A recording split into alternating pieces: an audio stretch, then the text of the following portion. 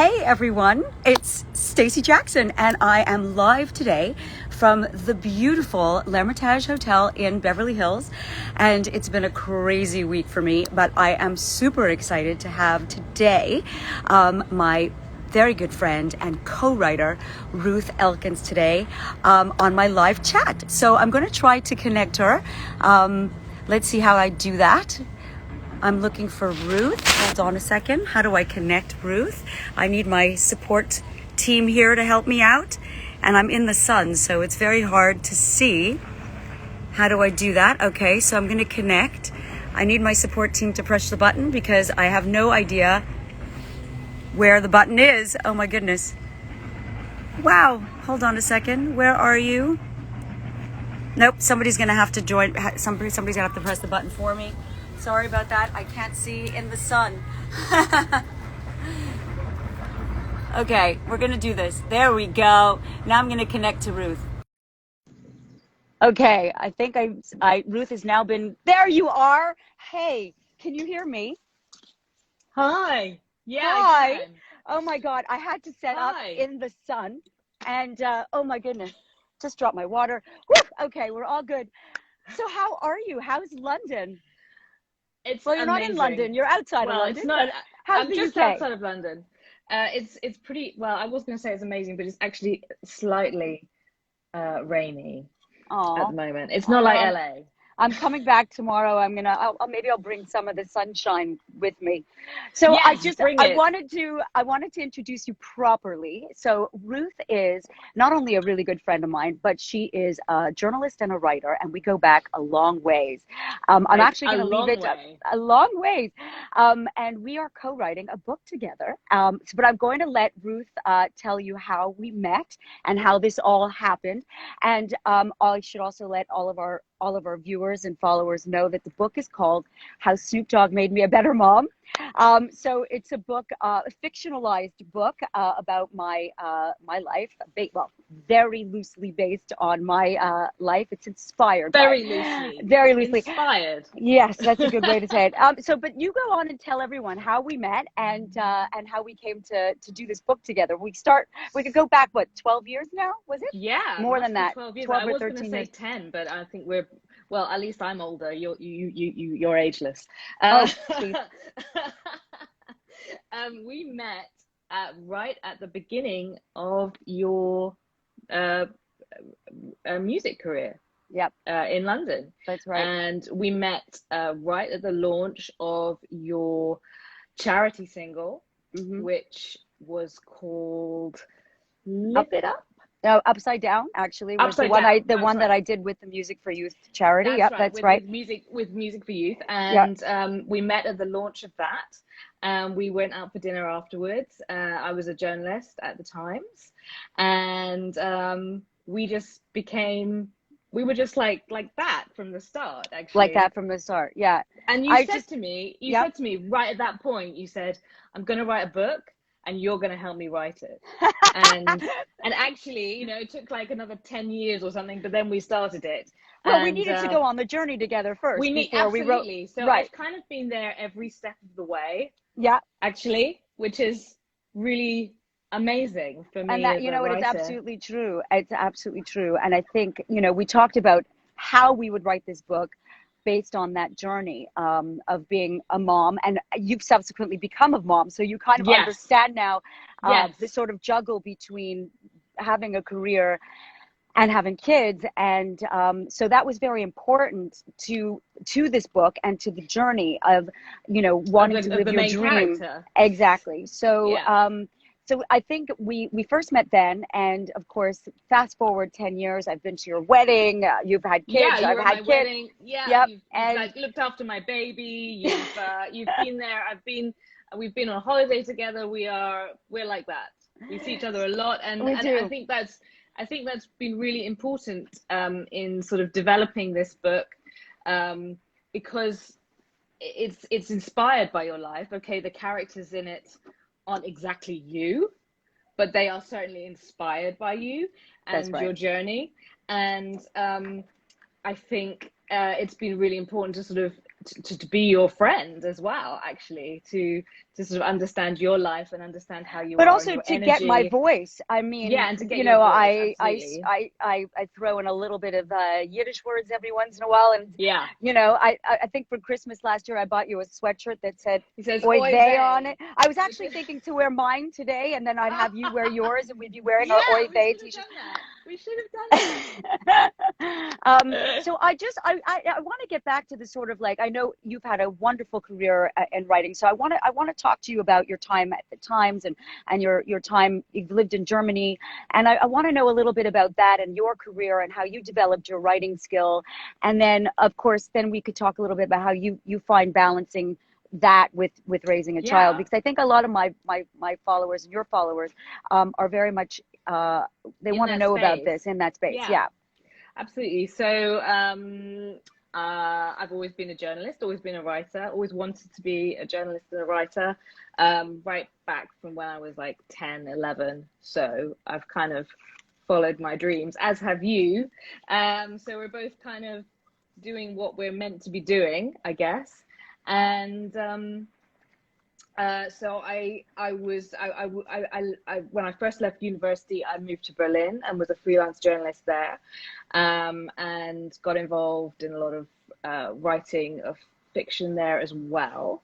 And then came back to the UK and worked for everyone from Sky News to the Guardian to the Mail to before I joined the Times, and worked there for like almost a decade, I think, before, But it's really interesting because all of this behind you obviously gives you a, oh, speaking of behind me, there's a man building a gym yeah. right behind me, actually.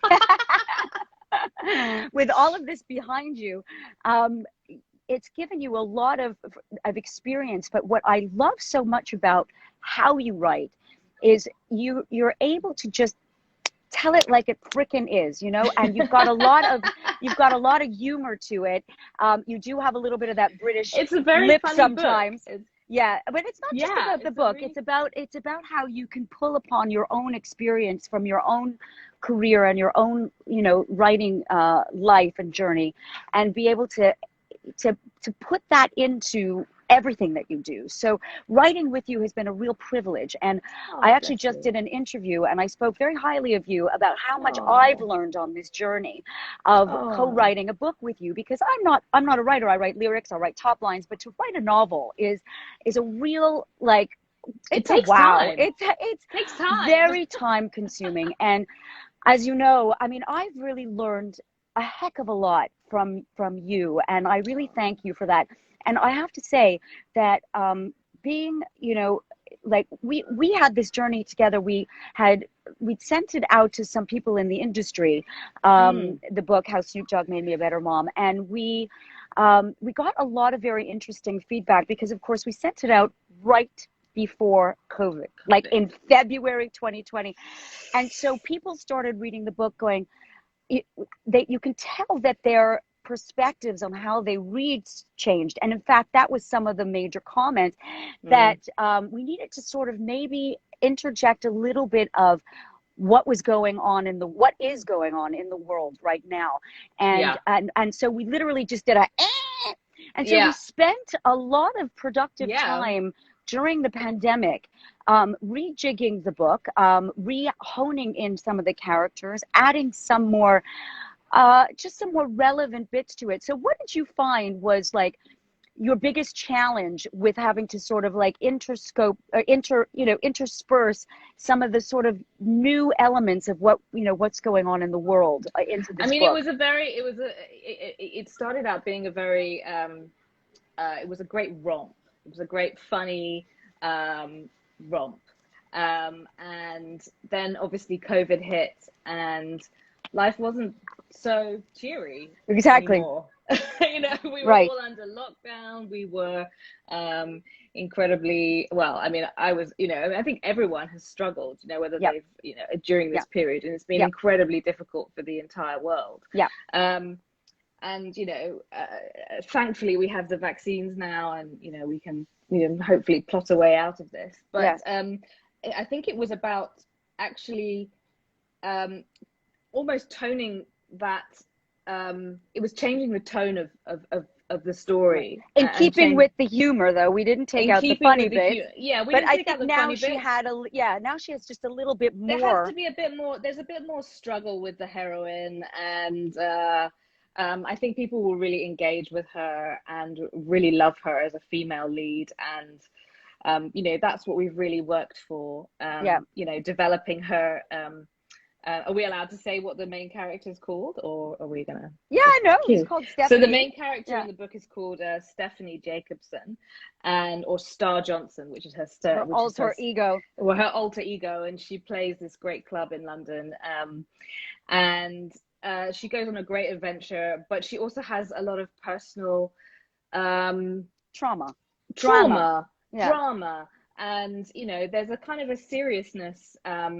I would say it's a very feminist story, actually. It's all about female empowerment, and a very strong woman who is both following her dreams and raising a family on her own, as it turns out. And that makes for a great romp, but almost like a kind of a story that's kind of been changed to reflect the fact that we've just gone through this huge sort of once in 100-year event of COVID-19, which has just been crazy. And I don't think when we started writing it and we started talking about it and we started developing the characters, Stephanie's kind of her sort of the gang around her kind of BFFs and her family. Right. I don't think we really sort of imagined that we were going to have to, change it so much. Yeah, we did. We really, but you know what? It's interesting because taking advice from people who are in the industry, and I say this to a lot of people, is you have to listen. It's very important. I've been trying to teach this even to my own children. It's like when people have advice and have been in the industry, they know what they're talking about. Don't think that you know better just because we are writers or you're a professional. But when people talk to you about this is what's going to work better, listen to them. It's very important to understand the world has changed. And so my advice to people would be, if you have, and you're lucky enough, I mean, we've got an incredible editor on this, right? I mean, she is a professional, she's amazing, veteran of, like, she's written gajillion books. She's been in the industry forever. Her name is Nancy Lamb. She's here in LA. And she just can't wait to read the next chapters. Like she's thinking that it's ticking along and she's absolutely loving it. But any advice that she gives us, whether it's correcting grammar or how sentence structures or even like tonally, even tonally, and saying, we are in the middle of a pandemic. Let's make this scene more relevant. How can we make this scene? Are they wearing masks still? You know what I mean? Yeah. So we actually decided to make it slightly more post-pandemic-y because we are heading out towards that. But anyway, so it was just a very like I said, productive pandemic. But now I also want to talk about we did have a productive pandemic. We should so super exciting because I think by this fall the book will finally come out, and it's very exciting because we have an option for it to become a TV series. So it's all great, and of course it's also a musical. So I spent a lot of time in the studio writing the music for it. And I actually am going to be interviewing my co-music writers as well for the book. So it's all coming together, and it's a really very big project. It's a close to the heart project. I love the songs that you've written to go alongside it. They're absolutely, they're so perfect, and they're so full of energy and life, and what we try just so to reflective do of you. Thank you so much. I appreciate that because, like, obviously you are objective in that regard because you don't do the music side. So I feel very about music. But what's nice about it is what we've done is every single character has their own genre of music, which I feel very lucky that I could write different genres, but also that it just also there was a lot of research that went into that. But we won't go into the music so much music side so much on that because I will talk about that another time. And I do really want to bring you back to the whole having a kid and juggling, because I know that you've been toying with this, going back to work full-time thing or not going back, or and how do you juggle? You've got one child, and You know, and there's a lot of break in the UK. I mean, the UK have like so much holiday. I don't Yeah. even know what to do with my kids when Yeah, they're I off was of like, school. I mean, like, So I mean, when do we get the US style, you know, the American style summer camps that, yeah, I that know, when right? are they That'll be coming to, very when are they helpful. coming to Britain? Um, because I need them. Um, yeah, there is a lot of school holiday, and you know, I think it is. I mean, you said to me a long time ago, you know, you have, you know, a few more children than me, but I, you know, and I've found it, you know, quite tricky, I guess, at times to Yeah. really find that balance. And I'll be, you know, totally honest about The that. key is support. As you know, Yeah, it would have been very, very hard for you, especially during COVID, because you couldn't see your parents, and they were very, very instrumental in my life with my kids. And yes, my mother lived in my house, so I understand how hard it could have been with a toddler during that time. I can't yeah. even Well, yeah, imagine. exactly. And he's and I guess you know, it has been really tough on the on the kids as well, I would say, you know, Of course, because they really need to socialize. They need their friends. they need their So friends. But going back to kind of how you juggle I mean, for me, it really is a personal uh, choice. And you know, some people are lucky enough to have, you know, family, or they have, you know, you know, professional help. yeah.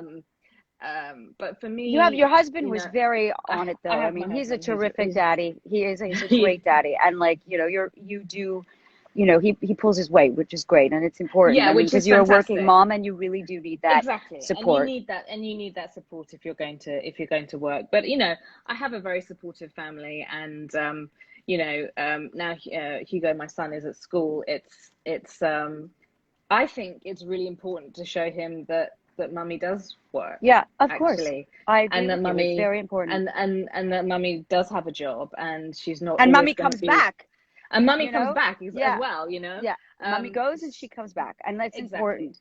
Well, I'm And I going to think, wrap this up. yeah. So continue before I wrap. No, no, no. I know. I was just going to say there's something that you know, I think when you first have a baby, I was completely shocked, Oh, and yeah. you had a completely different take on it, you know, because you've done it so many times before, I guess, and you sort of knew how it was going to go. But I found the early Not years, the you first know, time. quite Not the first time. The no, first time was like, but the first, ah, oh my God. But yeah, um, but yeah, no, I found it really tricky to sort of find that balance. And I guess you've been, you know, incredibly inspirational and helpful as a fellow mother, really, a fellow working mother, thank you.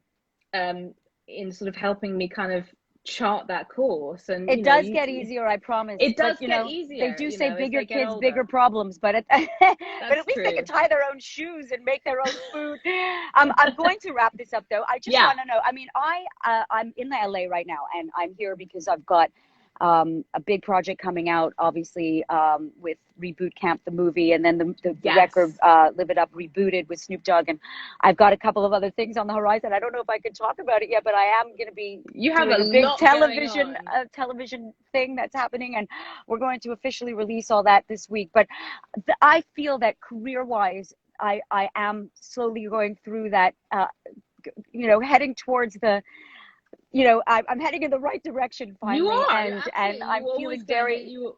Yeah. very good about that. And I think other, you know, so that's great for me. And obviously my kids are probably my biggest achievement in the world. I want to know what you feel is your greatest achievement. It'll hopefully will be this book at some point, but at the moment, where do you think you see what would be like your highlight of your career so far as we So wrap up far, today? Yeah, as a journalist, yeah, actually, or I'd say, or as a writer, actually, as a writer, writing my first novel with you, I would say. oh, I would you're really say so that because sweet. we've taken our time, and you've been very patient, um and you know, you've understood that it does take a lot of time. And I've learned a lot as a writer, you know, how, you know, to develop it. And you know, just having that experience working with Nancy, the editor, and you know, the agents that have been involved with it, and just the, you know, just the creative process has been kind of completely different to journalism, which is, fact-based, but actually, getting 70,000 words done is huge for That a me. massive achievement, massive. Well, let's just this is going to be a big year for us. I'm feeling it, babe. I am feeling it. We're almost ready Yeah, with it. We're almost finished. we are. And on that note, I want to just send you big hugs. I'm actually melting in the sun right now. I'm wearing 50 sunblock, but I can't wait to go back into the air conditioning already. That was it. That's it for me in the sun in LA. I will see you and I will call you when I get back to the UK. And to all of our viewers and followers who are watching today live, massive hugs. And I'm actually going to call over my son is with me. Actually, he's my Oh, IT guy right now. Yeah, Mo. I can't see because there's such a big glare. I'm going to need to log off now and say goodbye to everybody and to Ruth. And thank you so much for being my guest.